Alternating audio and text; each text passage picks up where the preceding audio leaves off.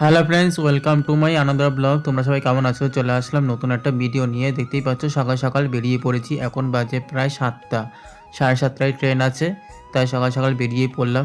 যেতে হবে একটা জায়গায়। আমার সাথে আরও দুজন যাবে, তোমরা পরে দেখতেই পাবে। আর দিদাকে বলে এখন বাড়ি থেকে বেরিয়ে পড়লাম। আর এদিকে মা বাবা দুজনেই ঘুমাচ্ছে, আর কাউকে ডিস্টার্ব করিনি। আমি সকাল সকাল স্নান টান করে বেরিয়ে গেছি। এই দেখো রানাঘাট স্টেশনে চলে এসেছি। রানাঘাট মার্কেটটা ফাঁকাই ছিল, যেহেতু সকালবেলা, একটু বেলা হলে লোকজনের দেখা যাবে। আর এই দেখো চলে এসেছি 5 নম্বর প্ল্যাটফর্মে। আর এই দুটো আসতে একটু লেট করেছে, একটু না অনেকটাই লেট করেছে। এদের দুজনকে বলেছিলাম একটু তাড়াতাড়ি যাওয়ার জন্য, যেখানেই যাচ্ছি একটু তাড়াতাড়ি গেলে ভালো হয়। যাই হোক, কী করার, একটু লেট হয়ে গেছে। ট্রেনে উঠে পড়েছি অবশেষে। এখন একটু বাদেই নৈহাটিতে নেমে পড়বো। নৈহাটি মানেই বুঝতে পেরেছো আজকে আমরা কিসের জন্য যাচ্ছি। আমরা যাচ্ছি হচ্ছে বড়মার পুজো দিতে। সবাই বললো জয় বড়মা। এখন হেঁটে হেঁটে চলে যাব বড়মার মন্দিরের কাছে। ওখান থেকে আর কি ডালা নিয়ে নেব। ডালা নেওয়ার পর কি করতে হয় না করতে হয় আমি তো জানি না। প্রিয়া এর আগে একবার এসেছিল, মানে ও ভালো জানে। আর আমি আর তানি এই প্রথমবার আসলাম। এসেছি এর আগে, মানে পুজোর সময় এসেছি, কালী পুজোর সময় এসেছি, কিন্তু মন্দিরে কোনো দিনও ঢুকিনি। এই প্রথমবার আমি মন্দিরে ঢুকবো, মন্দিরে ঢুকে পুজো দেবো। আর তানিও সেম, তানি এরপরে আবার আসবে। আর এই দেখো বড়মার মন্দিরে চলে এসেছি, ডালাও নিয়ে নিয়েছি, এখন লাইনে দাঁড়াবো। এদিকে লাইনের এত লোকজন দেখে আমি তো অবাক, মানে লাইন পুরো গঙ্গার ঘাট অবধি ক্রস করে আরও যে বাঁদিকে যে রাস্তা আছে ওই গলির ভেতর পর্যন্ত ছাড়িয়ে চলে গেছে, প্রায় অনেকটা। আর এই দেখো কত লোক।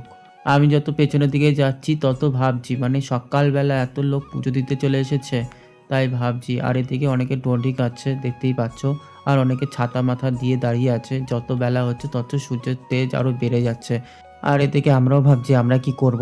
আমরা যেতে যেতে যেতে সূর্যের তেজ আরও বেড়ে যাবে, আরও গরমটা বেড়ে যাবে।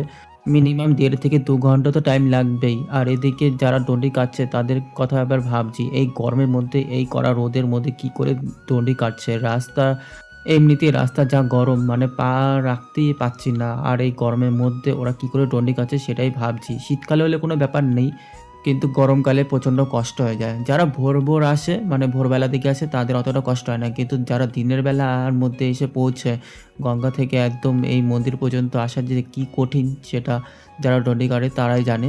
আর অবশেষে আমরা ভেতরে প্রবেশ করলাম। ভেতরে প্রবেশ করার পর পুজো দেওয়া হয়ে গেছে, ঠাকুরটাকে দর্শন করে নিলাম ভালোভাবে। আর দেখতেই পাচ্ছ আজ মন্দিরের ভেতরেও প্রচণ্ড ভিড়। কারণটা হচ্ছে আজকে শনিবার। শনিবার আর মঙ্গলবার ভিড় হবে স্বাভাবিক। এইবার বাইরে বেরিয়ে পড়ি। আর এদিকে তানি আর প্রিয়া আগেই বেরিয়ে গেছে বাইরে। আর আমরা যে দোকান থেকে ডালা নিয়েছিলাম সেই দোকানে চলে আসলাম, মানে ঝুড়িটাকে ফেরত দেওয়ার জন্য। আর আমাদের ঝুড়ির ভেতরে যে প্রসাদ আর ফুল ছিল সেটা ওনারাই আর কি প্লাস্টিকের মধ্যে ভরে আমাদেরকে দিয়ে দিয়েছে, মানে তিনজনের কাছে। আর এদিকে তানি একটা বড় মার ছবি কিনেছে। আর আমরা এদিকে গঙ্গার পাড়ে একটু ঘুরতে এসেছি। এখানে একটু কিছুক্ষণ ঘুরে টুরে এখন চলে যাব বাড়ির দিকে, রওনা দেব। আর পাচ্ছি না এই গরমের মধ্যে। যাওয়ার পথে আখের রস খেয়েছি, আর কিচ্ছু খাইনি। যা খাবো এবার বাড়িতে গিয়েই খাবো। আর ভালো লাগছে না। এখন প্রায় 12টার মতো বাজতে যায়। দেখতেই পাচ্ছ কি রোদ, কি কড়া রোদ পড়েছে। আমরা ছাতা কিচ্ছু নিয়ে আসিনি। এই দেখো স্টেশনে চলে এসেছি। এখন ট্রেন আসার অপেক্ষা করছিলাম। ট্রেনে উঠে একটু শান্তি পাবো, আবার ট্রেন থেকে নামলে পরে আবার সেই রোদ। আর ভালো লাগছে না। এই দেখো জানলা ধারে বসেছিলাম, কিন্তু ট্রেনটা ফাঁকা ছিল। কৃষ্ণনগর লোকাল হলেও ট্রেনটা ফাঁকা ছিল, বেশ ভালো লাগছিল। কিন্তু বেশিরভাগই ট্রেনই ভিড় থাকে, কৃষ্ণনগর লোকালটা আরও বেশি ভিড় থাকে। আর এদিকে এই দুটো দেখো কেমন লাগছে একে, মানে প্রিয়াকে তো বীভৎস লাগছে, তানিকে তো ঠিকঠাক লাগছে, আমাকেও ঠিকঠাক লাগছে, কিন্তু প্রিয়া প্রচণ্ড হয়ে গেছে। কি আর করা যাবে, এই গরমের জন্য এরকম অবস্থা হয়ে গেছে।